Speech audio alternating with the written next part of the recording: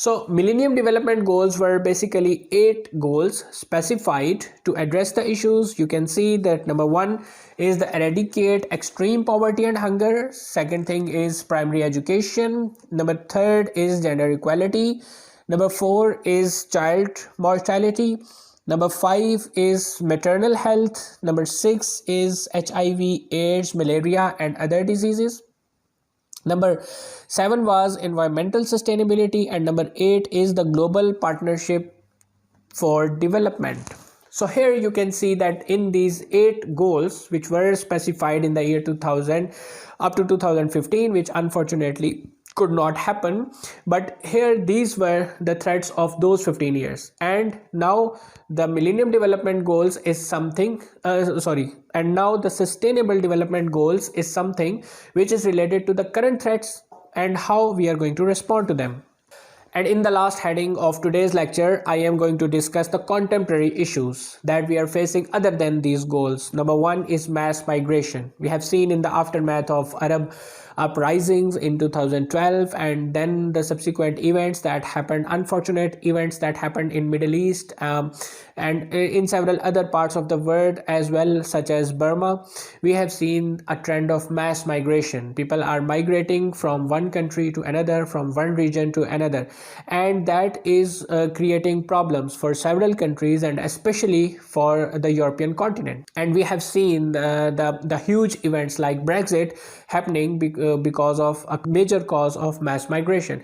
And then we can see the movements of anti-globalization in Europe, the rise of the right wing and xenophobia and the rise of Islamization. All of this is happening because of this growing trend of mass migration. So I think that this can be included in a list of the modern international security threats. The second is religious conservatism and racism. Religious conservatism is something that is more dangerous because religion is something that people are very sensitive about, and now we have seen that this is happening on the level of state even. It is not about people to people contacts. Most recently in the case of French president, the remarks of French president which were condemned by not only the Muslims but other countries of the world as well, not because they were against some religion but because they were hurting the sentiments of a large population. But this also shows a growing trend of this religious hatred, which is very dangerous, and it also can be included in the international security threats because it itself is not a problem, but it is a problem which can include other problems which will be disastrous. Racism is something which we have seen the rise of racism in United States in the last 4 years, and that is also not just in the case of United States, but it is spreading to other parts of the world as well. And the third thing is hybrid warfare and fifth generation warfare. Fifth generation warfare is something that is very dangerous. I mean, we don't need to use any kind of conventional or even other asymmetric warfare tactics that we have talked earlier. By only creating an opinion about a specific thing, we can harm as much as we want. India is a very clear example of this, of using of this fifth generation warfare. In a recently published report, it has been mentioned how India was working against Pakistan, how India was targeting Pakistan through the use of fake media for the last 15 years.